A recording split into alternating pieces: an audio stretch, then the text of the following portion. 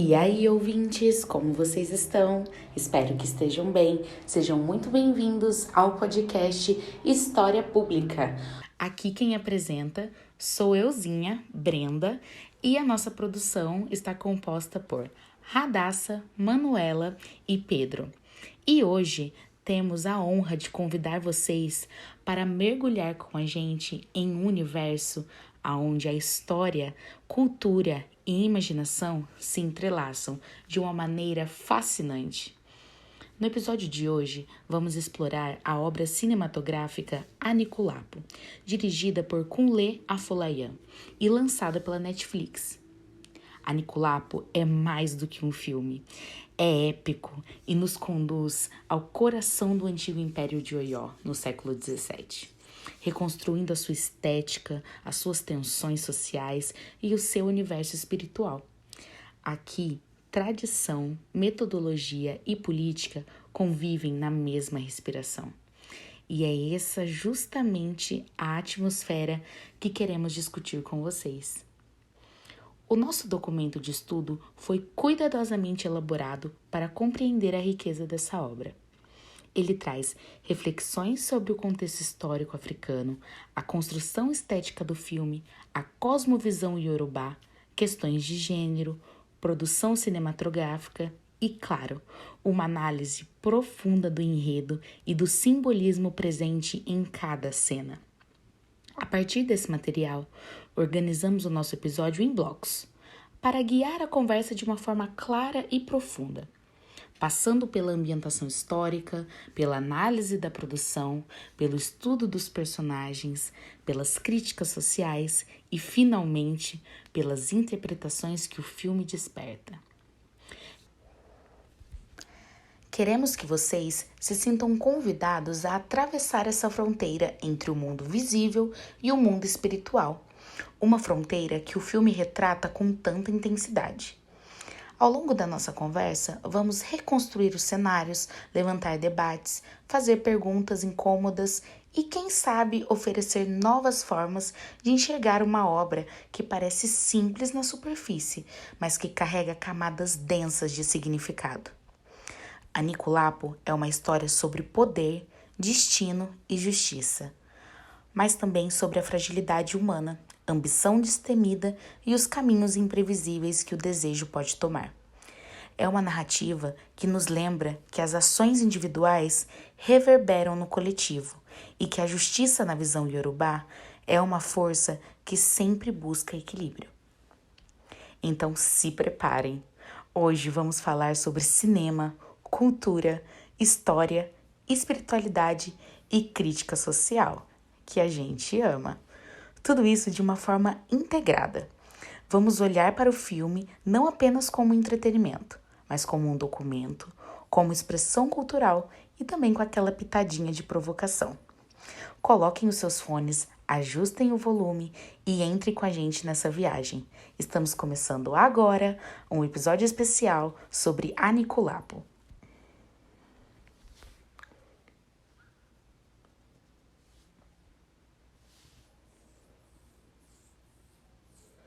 Estão preparados para a nossa viagem no tempo? Eu gostaria que vocês fechassem os olhos um segundo e imaginassem o Império de Oió no século XVII. Mas não essa versão que a gente já vê nos livros de história coloniais, mas a versão pulsante, viva, cheia de terra vermelha, mercados barulhentos, intrigas palacianas e, acima de tudo, magia. Uma terra onde a fronteira entre o vivo e os mortos é tão fina quanto um fio de aço off. Pense na hierarquia e no poder de Alafim, o rei, cuja palavra era lei, e na complexidade de uma sociedade onde a tecelagem de aço off não era apenas um ofício, mas uma arte que definia status social. Estamos falando de Aniculapo. E se você navegou pela Netflix recentemente, deve ter visto esse título. Foi lançado em 2022 e dirigido por Kunle Afolayan. Esse filme não é apenas um sucesso de streaming, muito longe disso. ele é um manifesto, é um grito do que chamamos de Neo-Nollywood. Mas por que dedicar mais de meia hora para falar dele? Porque Anikulapo, que traduzido literalmente significa aquele que carrega a morte na bolsa ou aquele que tem a morte no bolso, é uma parábola complexa sobre ganância, amor, traição e principalmente de como a justiça é inevitável. E no episódio de hoje, nós vamos desconstruir essa obra. Vamos usar esse roteiro base que preparamos, mas vamos muito além. Vamos mergulhar nos arquivos de produção, nas críticas acadêmicas sobre justiça retributiva e nas polêmicas sobre o gênero que o filme levanta. Se você acha que Saru, o protagonista, é apenas um herói injustiçado, ou se você acha que a rainha Arolake é apenas uma vítima, prepare-se. A história é muito mais densa. Então apertem os cintos, vamos entrar na Cap Film Village e desvendar o mistério do pássaro Akalá. Aí você me pergunta, o que é uma ficha técnica? O que seria esse Neo-Nollywood? Então a gente vai começar pelo começo, pela estrutura que sustenta essa obra. Anikulapo é um filme épico de fantasia e drama histórico. Ele tem 2 horas e 22 minutos de duração e é falado predominantemente em Yorubá. Isso por si só já é uma declaração política e estética. Em um mundo globalizado, onde o inglês domina, fazer um filme nessa escala e na língua nativa é um ato de resistência e de orgulho. E essa escolha linguística não é só um mero detalhe, não. Ela força o espectador global a imergir totalmente na cultura iorubá, valorizando a sonoridade e o significado original de cada palavra e cada provérbio, o que reforça esse sentimento de autenticidade da narrativa. O filme ele é uma coprodução da Cap Motion Pictures, a produtora do diretor Kunle Afolayan, e da Golden Effects Pictures, distribuído globalmente pela Netflix. Aliás, é importante notar que esse filme faz parte de um acordo maior de 3 produções entre a Afolayan e a Netflix, seguindo o filme Swallow. Isso mostra que o investimento em narrativas africanas autênticas não é um acaso, mas uma tendência do mercado, né? No elenco, temos uma mistura fascinante. Kunle Remy interpreta Saro, o tecelão que desafia a morte. Ao lado dele, temos a brilhante Bimbo Ademoye, como a rainha Arolaki. Mas o filme também traz a velha guarda de Nollywood.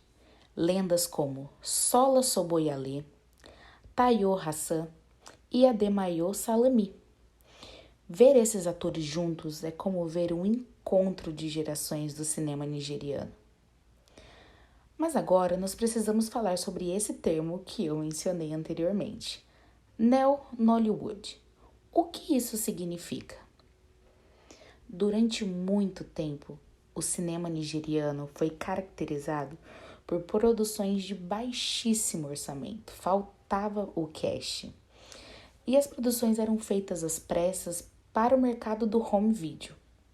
O Neo-Nollywood é a evolução disso, é a busca por excelência e técnica.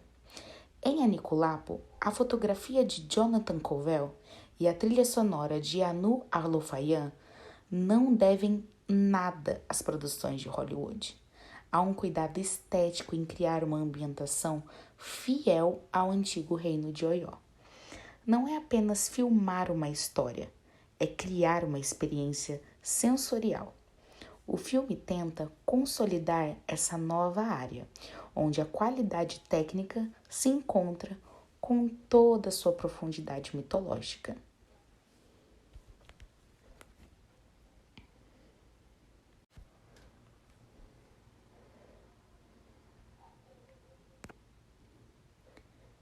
Aí você me pergunta, mas Brenda, como se constrói o século XVII em 2022?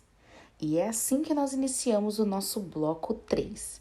Aqui entra um dos dados mais impressionantes da nossa pesquisa. Com Lê Afolayan, não queria apenas um simples alugar um cenário. Ele queria construir um mundo. As filmagens aconteceram no que hoje é chamado de Cap Film Village Resort and Museum. Fica na cidade natal do diretor, em Komu e Jeboiagê, no estado de Oió. Estamos falando de 40 acres de terra. E segundo as reportagens da época do lançamento, como as do The Cultural Newspaper, a infraestrutura criada ali é monumental. Eles construíram casas reais, mercados funcionais, espaços cerimoniais e até recriaram a arquitetura tradicional com os materiais locais. É ou não é um super investimento? Isso é vital. Nós estamos falando de um compromisso de produção que vai além do convencional, recriando essa sensação tátil e visual de um império antigo. Os telhados de palha, as paredes de barro não são meros adereços. Eles são uma afirmação da engenhosidade arquitetônica iorubá. O diretor chegou a ser ambicioso e comparar a estética com um projeto da série Game of Thrones. Pode parecer pretensioso, mas a intenção era válida. Mostrar que a cultura iorubá tem uma riqueza visual e uma narrativa tão grande quanto as fantasias medievais europeias. Essa vila cinematográfica não serviu apenas para o filme. Ela foi projetada para ser um ponto turístico e um estúdio permanente para as futuras produções. E esse é um ponto importantíssimo. A visão de Afolayan transforma o cinema em um motor de desenvolvimento local e preservação cultural. Isso é crucial para nós entendermos o impacto econômico do filme. Ele gerou empregos, movimentou a economia e criou uma base para que outros cineastas não precisassem começar do zero. A decisão de construir tudo isso reflete a busca pela materialidade da cultura.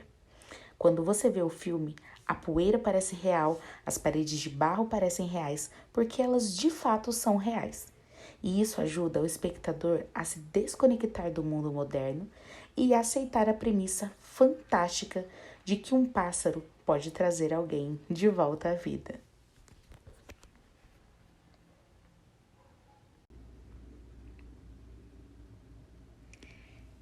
Nesse momento, nós damos entrada no nosso bloco 4, onde falaremos do enredo e a profundidade da temática: vida, morte e justiça. Esse é o coração da história. Se você não viu o filme, atenção, nós vamos ter spoilers pesados a partir de agora. A trama segue Sarô, um tecelão de Aço-Off que chega à cidade de Oió em busca de pastos mais verdes. Ele é talentoso, carismático, mas carrega uma falha trágica: a ambição destemida. Vamos detalhar a escalada de Sarô em Oió. O infortúnio inicial de Sarô é o seu próprio talento. Ele chega como um artesão simples, mas seu talento com o Aço-Off o coloca diretamente na corte. E é ali, nesse ambiente de ostentação, luxo e poder, que a sua ubris começa a ser semeada. Ele se envolve com Arolaqui, uma das esposas jovens de Alafim, o rei de Oió. A relação é um motor de destruição social. Arolaqui, embora infeliz no palácio, quebra a lei mais sagrada ao se relacionar com o plebeu. Sarô, por sua vez, desafia diretamente a autoridade do rei. O romance proibido é descoberto e Sarô é espancado até a morte. Pegou fogo, né? Para vocês verem. E é nesse momento que o filme deixa de ser um drama romântico e vira um épico místico. No mundo espiritual, ou no limiar dele, Sarô encontra o pássaro Akalá. Na mitologia criada pelo filme, o Akalá tem o poder de ressuscitar aqueles cuja hora ainda não chegou.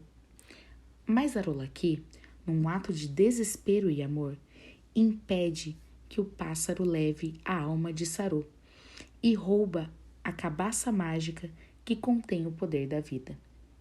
Sarô revive e, com a cabaça em mãos, ele ganha o poder de ressuscitar os mortos. Ele se torna Anikulapo, o Senhor da Morte. É crucial nós fazermos uma pausa aqui. Sarô não ganhou o poder, ele o herdou por meio do roubo de Arolaki. Essa distinção é a chave para o seu destino trágico. Ele é um usurpador de um poder sagrado e não um herói predestinado. E a segunda fase desse enredo é a ascensão e a queda em Ojumo. Sarô e Arolaki fogem e chegam a Ojumo, uma vila onde Sarô usa o poder da cabaça para se reerguer. Ele ressuscita um jovem e isso o transforma em uma celebridade. O status de Anikulapo o cega. Ele esquece o preço do poder e a mulher que o deu a ele. Mas, como apontam as críticas acadêmicas que analisamos, especialmente o artigo de Odedekun e Olaue Waju, o filme é, na verdade, uma parábola sobre a justiça retributiva, o conceito de Essan. A cosmovisão africana apresentada no filme ensina que o universo é uma hierarquia de forças interconectadas. Deus no topo, espíritos, humanos, animais e plantas. Vamos colocar como se fosse numa pirâmide hierárquica. Quando Sarô usa o poder da cabaça para enriquecer, para ganhar status em outra vila e trai Arolaki, a mulher que lhe deu esse poder, ele não está sendo apenas um babaca, né? Como nós já vimos muitos por aí. Ele está violando uma lei cósmica. E o artigo destaca que Ubris, que é a arrogância de Sarô, é o que o destrói. Ele começa como vítima, mas se torna o vilão da sua própria história.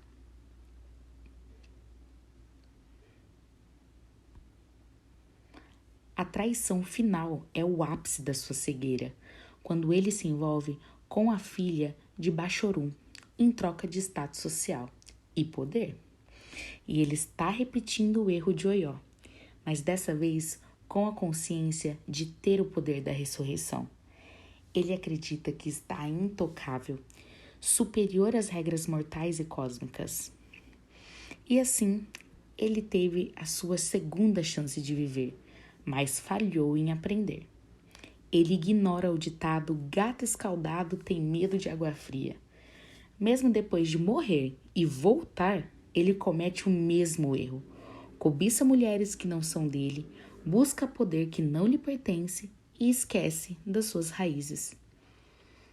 Outro ponto fascinante trazido pela crítica da African Studies Review é a questão da interconectividade. Para os iorubás, a morte não é o fim, é uma desmaterialização do sopro vital. Os mortos e os vivos compartilham o mundo social. As ações de Sarô perturbam esse equilíbrio. Quando ele começa a ressuscitar pessoas por dinheiro e fama, ele está mercantilizando o sagrado. O clímax do filme é desencadeado pela ubris de Sarô, sua arrogância em desafiar a ordem natural. Cego pela promessa de poder e status que viriam com o casamento, que ele teria com a filha de Bashorum, ele aceita o teste final, ressuscitar o jovem que faleceu subitamente. Este é o ponto de não retorno para Sarô. Ele está tão consumido pela vaidade que esquece completamente que o poder da cabaça nunca foi realmente dele. Ao chegar ao corpo do filho de Bashorum, Sarô faz o que se tornou rotina. Ele tenta invocar o poder da cabaça mágica, esperando o retorno do sopro vital. No entanto, nesse momento crucial, o objeto falha. Mas por que ele falha? Porque Arolaki, a mulher que o amou o suficiente para roubar esse poder para ele, finalmente percebeu a traição e a degeneração moral de Sarô. Ela age retirando o poder que havia lhe dado. A falha de Sarô em ressuscitar o filho de Bashorum é o momento em que a lei cósmica se impõe. Sem a cabaça, Sarô é confrontado com a sua própria mortalidade e fraude. Sua identidade de Aniculapo, aquele que tem a morte no bolso, é totalmente desmoronada. Ele não é mais o senhor da vida e da morte. Ele voltou apenas a ser um homem mortal e falho. Não se sabe o que acontece com Sarô após a sua queda. Subentende-se que ele tenha morrido em sequência ao falhar na ressurreição do filho do rei. Nesse caso, a sua possível morte não seria apenas uma vingança social, mas sim a manifestação do conceito da justiça retributiva e Esan. A cosmovisão iorubá é clara. O universo é uma hierarquia interconectada de forças. Quando Sarô, em sua ubris e ganância, tentou enriquecer e ganhar status com um poder que não lhe pertencia, ele perturbou o equilíbrio cósmico. Assim, a queda de Sarô não é apenas uma punição humana, é uma correção divina. O universo que ele tentou manipular reajusta-se. A justiça precisa ser restaurada. Ele teve uma segunda chance de viver, mas falhou em aprender com a primeira. A história de Sarô serve como uma parábola central do filme. Na cosmovisão iorubá, ninguém escapa do julgamento. E a ironia final reside no fato de que o poder que o elevou é o mesmo que o destruiu. E esse poder foi ironicamente presenteado e depois retirado pela mulher que ele mesmo traiu. Arolaki, ao destruir a cabaça, restabelece a ordem e, de certa forma, aplica o Esan que Sarô merecia. Agora, no bloco 5, vamos falar sobre questões de gênero. E vamos entrar nesse ponto nevrálgico e bastante debatido nos textos acadêmicos sobre o filme, o papel das mulheres. Olhem para a rainha Arolaki, interpretada magistralmente por Bimbo Ademoye. Muitos veem Arolaki como uma verdadeira heroína, a mulher que sacrificou tudo por amor. Ela abandonou o palácio, a riqueza, a segurança para fugir com um tecelão pobre. Ela salva a vida dele, ela rouba o poder da morte para ele. No entanto, com uma análise mais crítica, baseada nos estudos sobre a representação do gênero em Nollywood, como o texto da Filmvisio, nos faz questionar: será que o filme dá a ela a agência que ela merece? Há uma contradição interessante aqui. Por um lado, as mulheres são o motor da trama. Sem Arolaki, Sarô estaria morto nos primeiros 30 minutos. Sem as outras esposas do rei, a traição não teria sido descoberta. Por outro lado, o filme retrata um sistema profundamente patriarcal, onde a punição para a mulher é sempre desproporcional. Arolaki é odiada pelas outras esposas, é tratada como uma propriedade do rei. E depois, quando foge com Sarô, ela se torna submissa às novas vontades dele, aceitando até que ele tome outras esposas na nova vila. Essa aceitação é o ponto de maior crítica, porque uma mulher que demonstrou tanta coragem e audácia no palácio de Elafim se submete a uma vida de segunda esposa novamente subjugada pela ambição masculina. Sua jornada parece ser uma troca de prisões, de rainha infeliz à submissa de Aniculapo. Críticos apontam que Orolaque tem uma incapacidade de crescer com suas experiências, porque ela, uma rainha, aceita ser deixada de lado por Sarô. O filme parece sugerir que o destino da mulher está sempre atrelado ao homem que ela escolhe, seja o rei ou o tecelão. Porém, o final do filme traz uma reviravolta que empodera Arolaque. Quando ela percebe a traição final de Sarô, ela não chora, ela age. Ela retira o poder que deu a ele, a destruição da cabaça ou a retirada dela. É o momento em que ela retoma o controle. E esse ato final de Arolaque é uma verdadeira libertação. Ela se liberta do rei, se liberta da ilusão de Sarô. E ao destruir o poder que o define, ela define a si mesma. É um ato de justiça e autopreservação. Sarô sem ela não é nada. Aniculapo deixa de ser aquele que tem a morte no bolso e volta a ser apenas um homem mortal e falho. É uma crítica sutil, mas muito poderosa. O poder masculino, muitas vezes, é construído e sustentado pelo sacrifício feminino invisível. Quando esse suporte é retirado, o rei cai. Com o nosso bloco 6, já estamos caminhando para o final da nossa análise. E agora quero falar sobre a beleza visual de Aniculapo. No roteiro base que usamos, tem um conceito muito bonito chamado de reaproximação cultural. O filme, ele não é um documentário.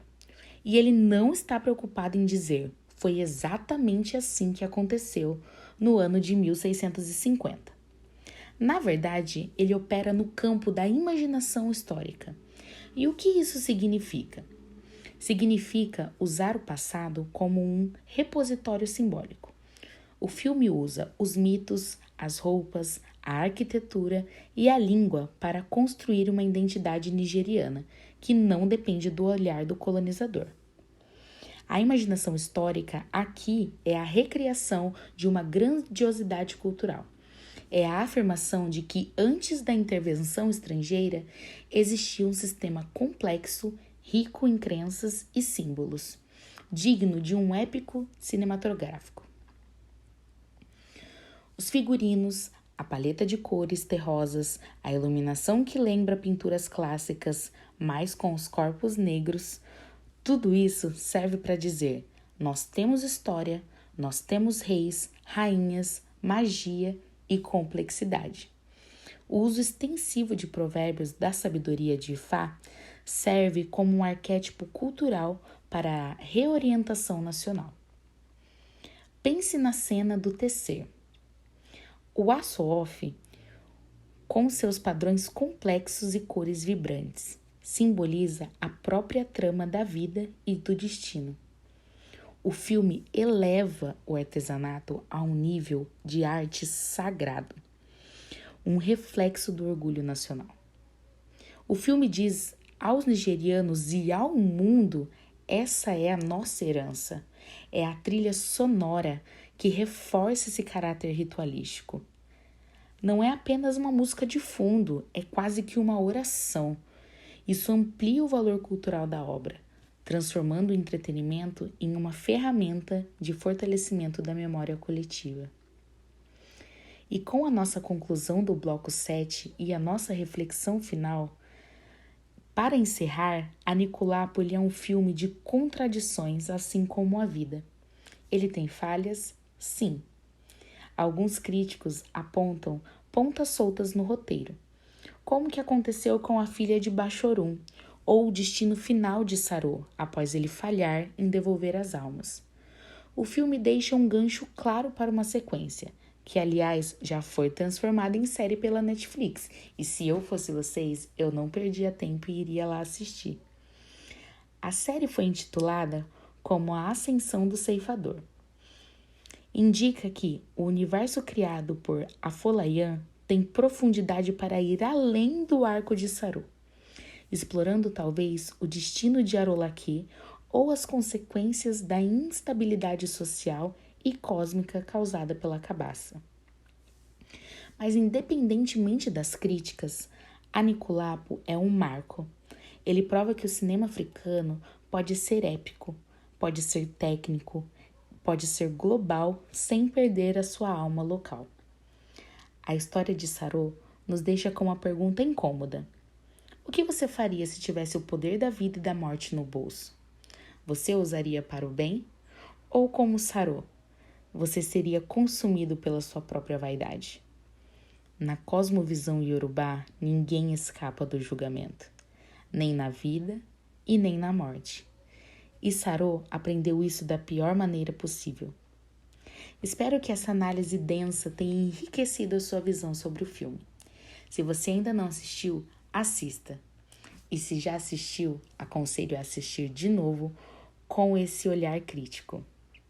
Eu sou a Brenda, esse foi o nosso mergulho por Aniculapo. Muito obrigada por ouvir e até a próxima. Tchau, tchau!